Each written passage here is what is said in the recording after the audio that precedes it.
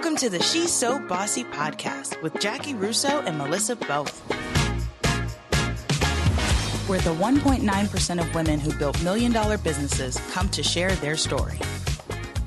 Melissa, I am so excited about our conversation with Liz. I did not know I could be this enthused about talking about trash.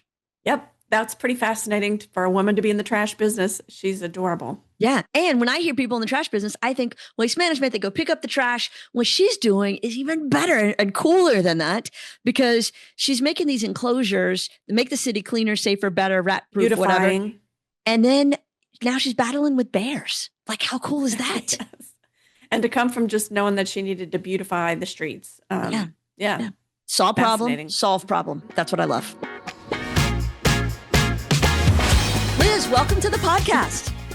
Thanks, Jaci. Thanks for the invitation. Hi, Liz. I'm so Melissa. glad you're here. We've been looking forward to having you. I love when my friends get to know each other. So this is exciting. I'm really excited to be on this podcast. So in the interest of Melissa and everybody listening that hasn't had the pleasure of watching your career and business grow, will you tell us a little bit about you and CITIBIN? Sure. So I'm Liz Reich-Picarazzi. I'm in Brooklyn, New York. I'm the founder and CEO of CITIBIN. CITIBIN makes trash enclosures that enclose your ugly trash cans or the trash bags that end up on the ground or falling out of the litter basket. Basically, we conceal trash that is unsightly. It subtracts from one's property value, generally is a nuisance, is rat food. And we make these trash enclosures for 3 categories now. We make them for homes, for cities and parks, and we also make it for bear country. Where bears are trash. Yes. Wow. I can't wait to hear how you got into this kind of business, Liz. Yes. Never would have imagined. Liz, as a kid, were you one of the children that sat on the curb and watched the trash men pull up and got excited so you could watch them load the trash can? So no, Okay. I wasn't that person. I actually did not become fascinated with trash until my mid-30s when I lived in New York. The first real sort of realization that I thought there could be a better trash enclosure was when I had my young baby in 2006, and we would walk all around Brooklyn in her stroller. We'd just roll her around, which means I'm looking at all the homes, I'm looking at all the trash, I'm looking at how ugly the trash enclosures are, how ugly the trash cans are, and realize, wow, this is a really interesting New York thing that I never noticed. And I've lived here for like 5-6 years. People in New York put their trash right in front of their house. It's not like it was when I was in Wisconsin, where we had a driveway and a garage. You kept your trash there, you pulled it out on pickup day to the curb, and you brought it back in. In New York, because we do not have driveways, garages, and alleys, all of our trash is right in front of our house. So for me, this sort of fascination did not happen until my mid-30s, after I had already had a corporate career, a baby, got married, building my life in Brooklyn, and realized this is sort of a contradictory eyesore in this city that I otherwise love. That's amazing. So you're walking down the sidewalk, you're thinking, ugh, that's trashy. And then you decided to go design a better trash enclosure and have it manufactured. And like most people just think that's a problem that needs to be solved and move on. Yeah. So I am obsessive about a lot of things, as entrepreneurs are. I have fixations on things. And even while I was in my corporate career at Amex, I had this fascination with trash enclosures, and I actually took pictures of them for around 4 years before we even built the first one. Wow. So I have a Pinterest board that's called the Trash Enclosure Hall of Shame. I can send you the link. And it was basically the collection of dilapidated enclosures, plastic, wood, metal, rusting, warping, falling apart, needing to be replaced. And from those photos and the inspections of those bins, I decided there needs to be a better bin, and I know what's wrong with all of these. And now I can create one that solves for all of those problems. That's awesome. So it wasn't an immediate, it was more like my fixation on this and the Pinterest board. That's where it came from. What is the first step? What is the first step? That is so fascinating. Yeah. Told her she was going to be a great I guest. know. Okay. So another big part of my story that I haven't mentioned yet is that I used to have a handy person company in New York. It was called Checklist Home Services. At one point, it was the highest rated handyman company in New York and the only woman-owned company of licensed, insured, W-2 employees. Very, very unique service offering. And we did custom carpentry. And so a couple of my customers asked for trash enclosures. Or maybe I suggested it, actually. Uh-huh. I'm trying to remember what started first. My fascination with the trash enclosures had already been with me for 4 or 5 years when I had the opportunity to present to a couple of clients who said they needed this. We can build one for you. So it came out of my fascination with it mixed with an opportunity that presented itself that I seized. Because what it meant was that they were paying for the development of this thing. I was charging them just at cost, but it was enabling me to essentially prototype the product that eventually became CITIBIN now 13 years later. Wow. And so those first early ones were wood, I imagine. They were framed in just 2x4s. They were clad with Trex, so like an inch thick Trex. All of the hardware was just from Home Depot. It was not very good quality. Certainly was not rust resistant. But it was really about getting something out there. And the first bin that we built back in 2012 still looks amazing.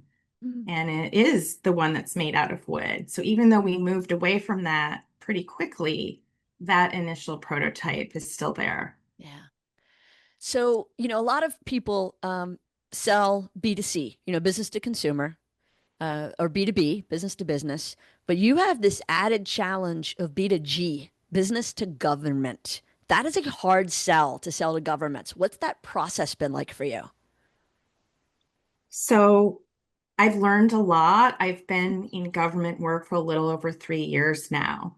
And one of the advantages I have is that there are trash and rat problems in New York City, if you haven't heard. And No one has the ever current told me, mayor, no one has ever told me that a rat problem in New York City is an advantage. So that is a unique position. it is a unique and it's a privileged position, I have to say, because when Mayor Adams took office in 2022, he made trash and rats one of his very top priorities, Wow. which meant all of the initiatives, the press, the funding around containerization of trash in public spaces, that all came our way. Not just because at that moment, but we knew that containerization was in the works since March of 2020, just weeks before the pandemic. There was an article in the New York Times that said the Department of Sanitation was going to be creating a program where commercial districts would need to containerize their trash. And that was the first type of user that they focused on was the business improvement districts, because that's like about tourism. That's about shopping. It's about cleanliness in public spaces. So in that article from March of 2020, I trained my eye on that. And I basically was like, I make trash enclosures already, and I am going to get that contract. How did you find your manufacturer? Sure. So I actually had been manufacturing, well, in the US for the first 2, 3 years. And then I was never able to manufacture in the US affordably. Unfortunately, with both of the factories I worked with, I dealt with really big delays. So it was hard to just run the business because there were delays from the factory. So it was price, quality, time. You guys know this. You're supposed to get at least one of those, and I wasn't. So back in 2018, You guys, I'm sorry. There's like beeping out there, and I'm hoping it's not my car. I Well, just go need check. 1 second to make peek out sure. peek Go out a check. window. I need to make sure you're on the right side of the street. Y'all didn't have that in Seattle, really? I'm You had a driveway. Is that why? Did you I'm trying street to park? I street parked. Okay. Did you have street Well, cleaners? If you street parked and had street cleaners, you definitely had to move your car at some point. in the U district, when I lived in the U district, I did have to move my car. Okay. I mean, it's been a while. It's like Yeah. 3 lifetimes ago. All right. Not your car? We're good? I'm totally fine. There was Okay. someone who was confused and was basically triple parking, and you're only supposed to double park. So how do Okay, you well, do that? I'm glad you're settled. I'm Okay, so sorry. 2018, so you had an American manufacturer, 2 different ones. They couldn't get anything right. Yes. So I am a member of EO, and I was in the EO Brooklyn chapter. I was at a happy hour. We're just all talking about our stuff. My issue with manufacturing in Connecticut comes up, and who's sitting next to me? It's someone I hadn't met yet, but would turn out to be really important. And he's an EO member whose family started a contract manufacturing company in China 50 years ago, actually in Ugh. Taiwan. So they have this sort of family second generation wave of 3 sons of the founder, and they all are in contract manufacturing, product manufacturing. One of them has a brand. And he heard what I was going through, and he was basically like, I'm going to introduce you to my brother in Shanghai. They can probably get you a quote and help set you up with operations. Next day, I'm talking to the brother. We get a quote within probably a week and a half. And then, like 3 weeks later, I was on a plane to Shanghai. Wow. And, we, as with any manufacturer, we went through some rounds of testing, of prototyping, small productions, and everything is just, it's gone really well with them. So we've been in China since 2018. We've developed a ton of new products with our factory and through the intermediary that we work with. And the only issue that we have with China right now is the price.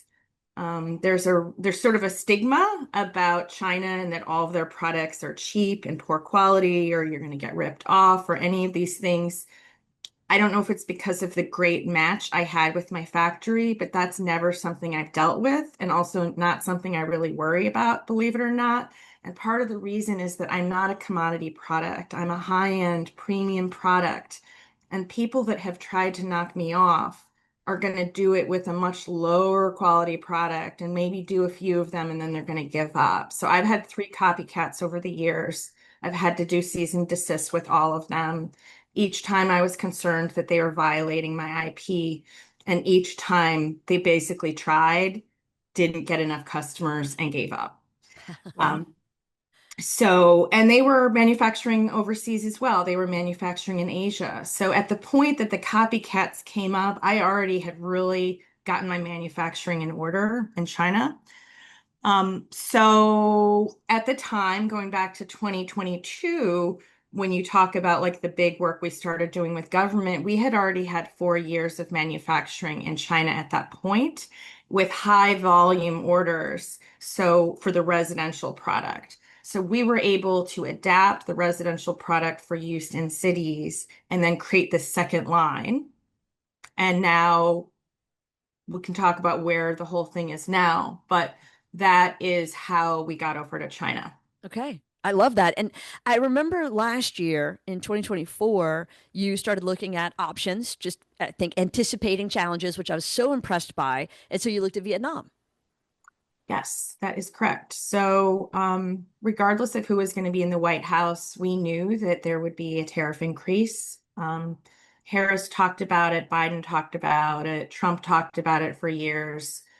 Trump had used the 60% number for most of 2023, 2024, repeatedly over and over and over.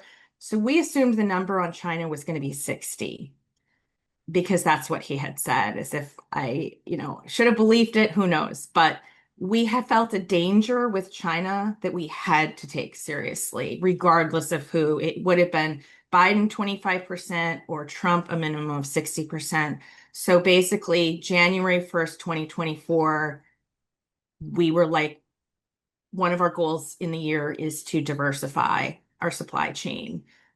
We had the ability to move fairly quickly into Vietnam because our contract manufacturer has manufacturing relationships with factories in both countries. Oh, good. So they, at this point, had established for clients who were already in China that they shopped us around to other countries where they had relationships, and they ended up setting up offices in several of those countries, including in Ho Chi Minh City in Vietnam.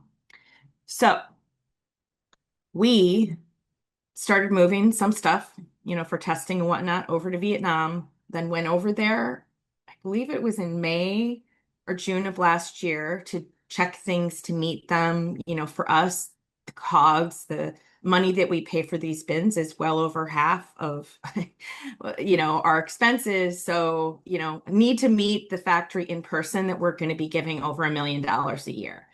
That's how much, we really wanted to meet them in person. So we went, got things set up, started giving them more orders and our purchase orders. And then once Trump took office, the volatility with the tariffs began not just with China, but immediately with Mexico and Canada, which were two countries that I had very, very briefly considered during 2024 to move to. In October of 2024, we almost put in a purchase order with an amazing factory in Canada that would have killed us because that tariff on Canada hit like almost immediately after he took office. And we would have gotten hit with that. And not only with the money situation, but a really bad, but the disappointment that we felt safe in Canada and that we couldn't feel safe in Canada. Like, I'm still trying to get over that. It makes no sense. Right. Like, allow me to move to North America, help me do this, but don't punish me for, working with our neighbor country and friend for eons. Right. Forever. Yeah. Yeah, that's a challenge. So to back up a little bit in your timeline, because the manufacturing part is fascinating to me. I don't have a manufacturing business. I have a professional service business. And so, we just sell time and talent. But to deal with those challenges are always fascinating. But talk to me a little bit about you start the business, you've been going for a while, and then you hire your husband. I have a particular interest in husband-wife business partners. So tell us a little bit about how that experience has been. Sure. So I started the business, or we started building the first CITIBIN in 2012. And then in 2020, when the pandemic hit I think it was April, shortly after the start of the pandemic, Frank had been working at Marc Jacobs in New York in operations and merchandising and planning. And he got laid off, and we needed to sort of decide, are you going to go back and get the corporate job with the, nice paycheck and health insurance and all the benefits? Or are we going to take your severance and your unemployment and enable you to work for the business once and for all? Like, is this our opportunity to bring you into the business? And we decided to take the leap, take the risk. And it really was an incredible decision. Regardless of whether Frank is my husband or not, what I'm lucky for is that he has a total complementary skill set. So at the point when the company was really growing and they were more operational things, particularly dealing with overseas vendors and warehouses and shipping and even inventory planning, I had really a profound weakness in those areas, and I knew it. But I didn't know really what the solution. I thought either I'm going to get better at this. I'm going to hire someone other than Frank who could help with this, try to train someone from within to take this over. And we sort of tried various things. And really the answer was bring him in, because that's what he did for a living. He did planning. He planned inventory. He moved things from country A to country B. He helped buy the right amount of inventory so you didn't have excess. Those were all the issues that I was dealing with.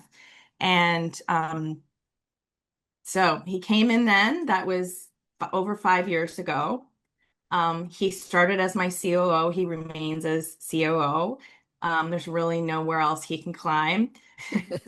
And unless there's, but that's what he's great at. We have this sort of visionary implementer relationship you have with the EO method, with traction, with any of those books where I'm the one with the ideas. I create the products. I do the marketing. I'm the creative. I have the vision, the go-to-market strategy, but he does basically everything else. Yeah. That's awesome. And how much has that changed the dynamic with you guys working together now? Does it affect you outside of work? Yes, it does. We, like most couples that work together, we talk about work a lot. I've been thinking a lot more about it lately because it's actually me, Frank, and our daughter working in the business. Oh, wow.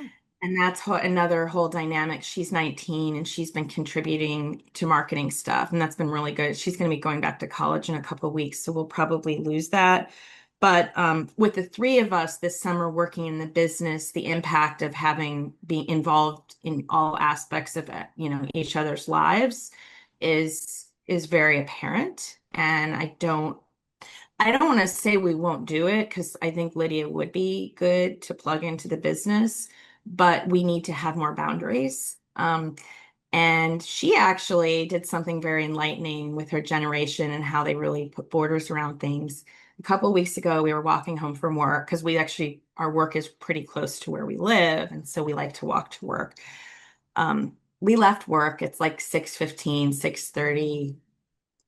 I start talking about work, maybe for 5 minutes. We're kind of talking. And then she's like, Mom, I'm off the clock. Like, you're not paying me right now. Well, okay, no one's ever told me that before. Like, maybe people have thought that, but I do think it's a generation thing because They're all about boundaries now. Yeah. they are. And I do think that's a good thing. I don't want to slap her down and say, don't do that. I think she was completely right. But she's also recognizing that Frank and I talk so much about work, and she doesn't want to perpetuate that, or she doesn't want to add to it. Right. That's awesome. Working with my husband and now our son works with us as well. Totally get that. He has not had the boundary chat with me. I have to tell them to stop. I'm like, it's 9 o'clock, guys. I'm done. Oh. Not talking about work anymore today. You shut it down at 6. Well, I she do, shuts it yeah. down at 9. Yeah. Like, I'm just like, done. Like, this is my quiet time. Yeah. So we talk about TV, books, people, events, sports. Yeah. But I can't talk about work anymore. That It's just sounds too much. great. Yeah, it's kind of nice. I wish. It's kind of nice. Yeah. So what's it been like building the culture in the company? Has that shifted with the two of you being married and working together? Has it had an impact on the employees? How do you see any dynamics to that? So it's actually a good question because we are a family-run company in more than the obvious way of having it be me, and my husband and now daughter. We're actually family-run company because one of our other key employees has hired most of the other employees that we have, and they're all basically from the same town in Venezuela. So that's the family. Oh, wow. And that Venezuelan family within the business is actually bigger than the Picarazzi family. Isn't that weird? Take over. Y'all are going to get taken out at some point. Well, and it is, and it's part really of it, special. the benefit of immigration to employers such as me is I met one employee who came in 2017 and has just got an incredible work ethic and, had his papers to move over. And then as we grew and we needed installers and we needed a bookkeeper, we needed a marketing person, or we needed someone to do graphic design who may not be in the country, cousins, friends, family members, like over the years, that employee, his name is Alejandro. I'm not going to make it a secret. He's fantastic. But sort of that's part of the culture is that there's this family, the Picarazzis, and then there's this sort of Venezuelan crowd that's known each other for many years. And we have, I don't speak Spanish. There's a lot of Spanish spoken in the office, but you asked the question about culture, and it's sometimes hard for me to answer that because we don't have like 20 different people from all over the country. Right. We have the Picarazzis and the Venezuelans. And, it kills me when I hear negative things about Venezuelans in the media because both of my companies, my best employees have been from Venezuela. That's a special culture that you're creating. Right. Because they, in their school, particularly men, they are taught technical skills along with like a regular liberal arts education. So I have employees that can do marketing and they can do installing. And if we're developing a new product and something needs to be tweaked, they can come over and tweak it because they know how to use tools. Right. I'm not saying that Americans don't have those skills, but the probability of an American employee having those skills is very low, unfortunately. Right. And that's because trade education in this country, I know that's a weird answer for culture, but I kind of don't know how else to answer it because we're a little bit of it's a unique mix. It's unique and authentic to you. And that's really special to hear you describe it. Yeah. Liz, as we talk about the trajectory of the businesses that the people we're interviewing have, was there a season in yours where it felt like it wasn't going to happen or you had to overcome it, or you thought that maybe I'm not the person who can do this? Like, what was your trajectory that way? Because it seems pretty cool going this far, but I wonder, like, where were the hiccups or the fears or imposter syndromes too? Mm-hmm. So I would say, probably the biggest one at first is that I'm not a product designer. I don't have a degree in industrial design. I'm an idea person. And so for me to get my thing produced had a lot of different people at different stages involved, but it was always like that was something that I did not have the formal training in. So I have an MBA in marketing and my undergrad is in Russian. How does that prepare you to build a trash enclosure? My Russian did not help me. Wow. Aside from the perseverance, because to learn Russian, you have to have the perseverance and determination, and that's a skill set that I apply. There you go. That is totally a skill set. Yes. Transferable. Yes. Yeah. You're now the second person that I've interviewed on a podcast with a Russian background because Michael and I interviewed Ari from Zingerman's, and he's got that whole Russian anarchist thing in his background. So apparently that's what we all need to be majoring in now. No. But the resilience factor for sure. Like that is a requirement. Yeah. So I'm trying to think of any other, because I know this is really useful to listeners, but the imposter syndrome with not being a manufacturer was pretty big. Mm-hmm. I would say also at first when I started working in municipal, I had imposter syndrome, and it was for the same reason, is that I didn't come into it as a public planner. I didn't come up with someone who had written 10 white papers about trash containerization. Mm-hmm. So I had this feeling of there's these architects and designers and policymakers in the trash space, and they all don't really know who I am. And like, do I bring any legitimacy here? And how do they take you seriously? I mean, I saw your pictures of early times. You're just a cute little spunky little girl with a screwdriver and a trash can. Yeah. It wasn't really that I was taken seriously for what I did. It was that, are you the solution for what we need? Mm. We've been talking in the city for a decade about what we need, and you can't do these few things. So I'm going to criticize you.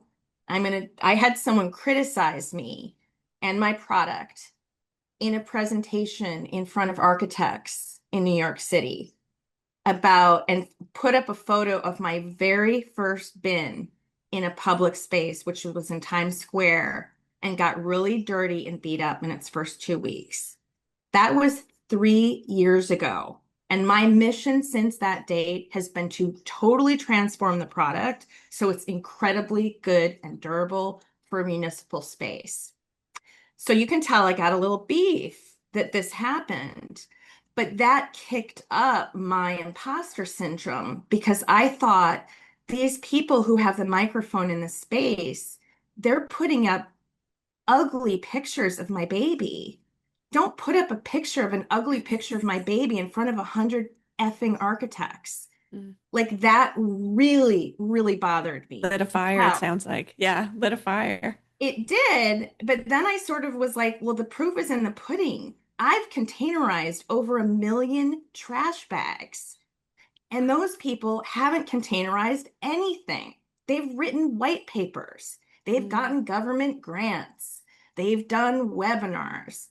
Okay, all of that. But then if someone who's doing the thing that you want comes into the space, don't put a disrespectfully bad photo of the product next to my competitor and make me look bad. So is that a imposter syndrome, or is that something that really pissed me off? Yeah. That sort of drives me. I'm containerizing every single suggestion that comes to us, most importantly from users, not from people who write white papers. I don't like the white paper thing, you can think. I'm not a paper doer. I am a doer. I do things. I'm actually doing things. So that's sort of a fresh wound, I have to say. But I have really over the last year understood with how much we have proliferated in New York City that this sort of slight is just a small little thing. Yeah. Yeah. But it kicked up this thing. Oh, I'm not a designer. I'm not, an architect. I'm not a policy person. Why aren't they welcoming me more? But it sounds like, but it sounds like you found people to do what you wasn't in your natural skill set, but you honored the passion that was already in you. And like you say, the proof is in the pudding that you're a doer, because it sounds like you have a new development in your product that we kind of mentioned at the beginning. Right. Yeah. Who are you in a relationship right now with, Liz? Oh no. Some bears. I am in a relationship with several bears right now. Do tell. Whatever you can tell. So, a few years ago, maybe 3-4 years ago, we started having people call and ask if our trash enclosures were bear resistant. And we were not. We started looking into what would it require to be bear resistant. And there were quite a few things, but the basics of conversion of our existing to bear resistant was to make it steel instead of aluminum. So it's much heavier, heftier, just harder for the bears to break into.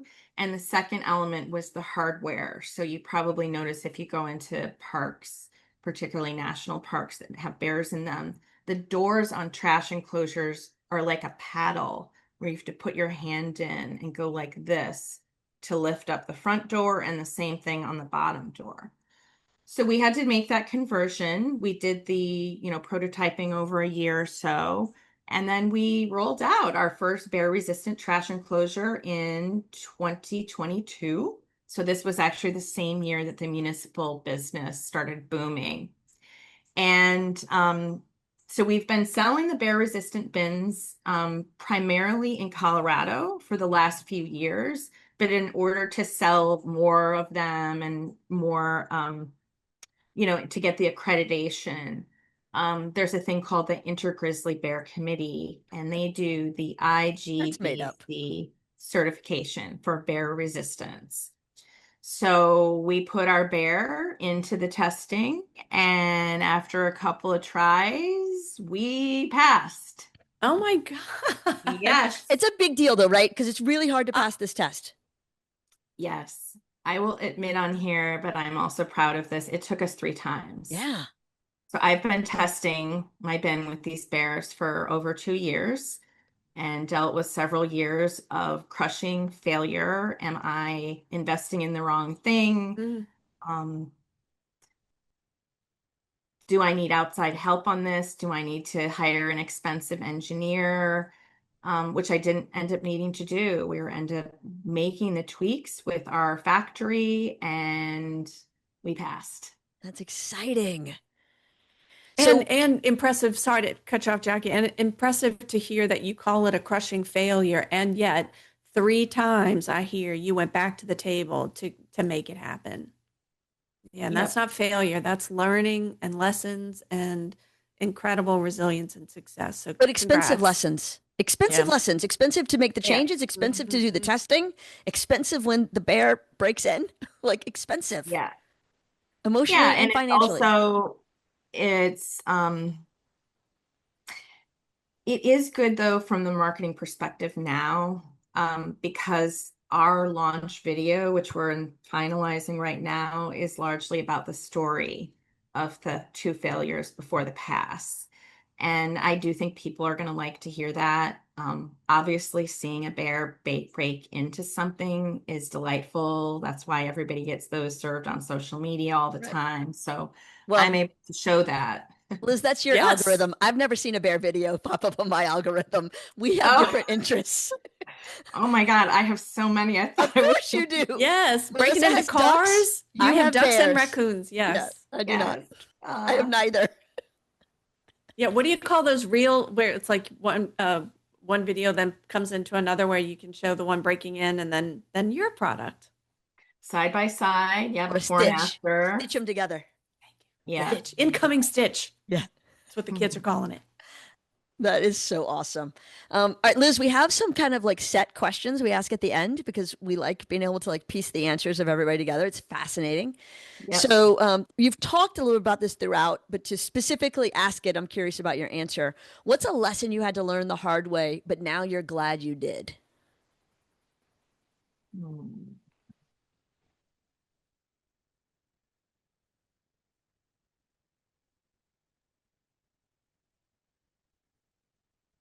So I'll say this is sort of a big one, Okay. and I don't love admitting this, but I'm not a very good people leader. Hmm. When I have people reporting to me, I have to be really careful that I give them clear direction because that's not my inclination. My inclination is to like, all over, let's try this. Oh no, drop this. I've gotten much better at it. But realizing that I don't need to have like a hierarchy of people working under me. Like I'm off sort of doing my thing and I execute things through Frank. Everyone reports to him. They don't report to me.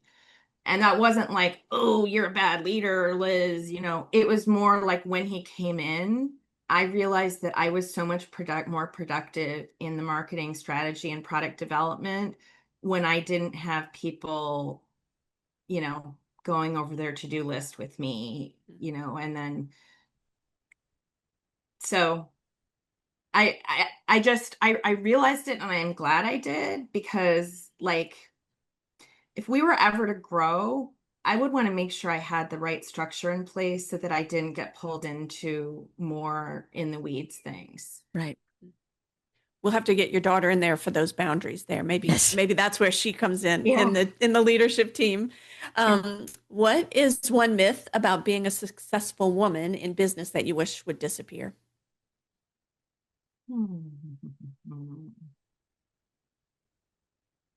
Okay.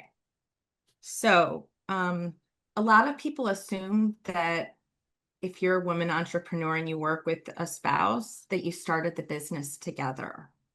That's pretty much an automatic assumption. Jackie, I think you may have experienced that. So there's an assumption that you were only able to start this business because you had, a spouse at your side. I have to tell people if I can tell that they don't understand that. I hired my husband 8 years after I started the business as my COO when we needed to grow. It wasn't because he was my husband. It was because he was going to be great at what he now is doing. So that first one, and then the second thing, which is also a form of chauvinism, is that I've had some people ask me at trade shows if I inherited my business. So Oh, the no, they either, did not. yes, they did. And boy, did he get talking to. Because I Yeah. introduced myself as the founder. Right. Yeah. That how could I be a founder if I inherited my business? Does this product look like it would have been designed by my dad? 50 years ago. Side note from the questions. Did you tell me about the 1.9% of women, or did I tell you? You told me. Okay. I couldn't remember And I which one thought of us Lauren told the told other. me that you knew that number. Yeah. Oh, I Yeah. did. Okay. No, but I Yeah. can't remember who told me originally. I've got to figure it out. It may have been in an article that was actually quite a few years ago, Okay. because I remember once looking up that thing, and I want to say it was in like Fortune Or or Forbes or something. Forbes, one of Yeah. the Okay. F's. All right. Yeah. Yeah. One of the F words. Um, if your younger self could see you now, what would she say?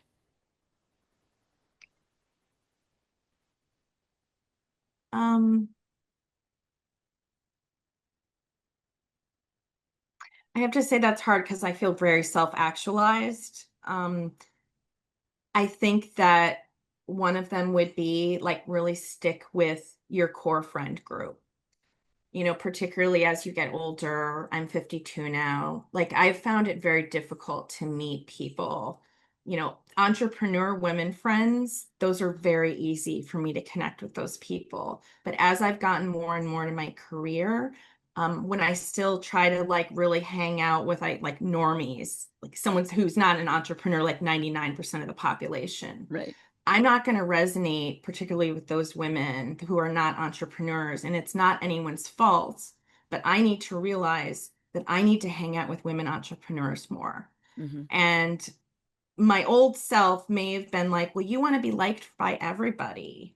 You don't want those people to think that you're too, alpha or too aggressive or um, that's been something that I think it did take me a while to learn, but in the last 2 years, since I've become more successful in the business, my feeling of I don't fit in with those people has kind of gone away because I've realized this is who I am. It's becoming more visible that I'm an entrepreneur. Not that I was ever hiding it, but when you get that much press, you are known as an entrepreneur. Some people don't really like that, Right. you know? It's either there's an intimidation or just a lack of being able to relate. Mm-hmm. And so in some of my adult friendships, I felt a shift that makes me sad, but I now realize in my current self that that old voice that said you need everyone to like you, that's done. Nice. Very good. Very freeing. Nice. Liz, this was great. You were Yeah. perfect. This was awesome. Thank you. For all of our listeners, tell them, please, where they can find you.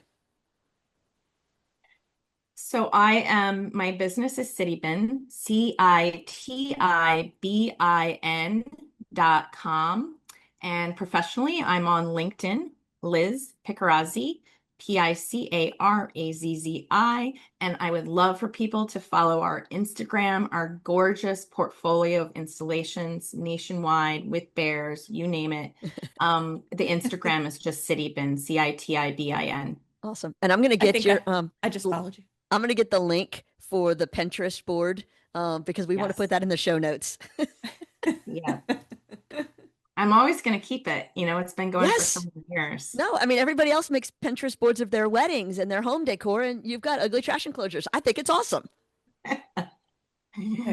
Absolutely. Liz, this was great. Thank you so much. We appreciate your time and being so open and willing to share of your experiences. This is how we help the other 98% figure out how to climb the mountain. Yeah. Awesome. Thank you very much for sharing your story, Liz. Thank you so much, Jackie and Melissa. Of course.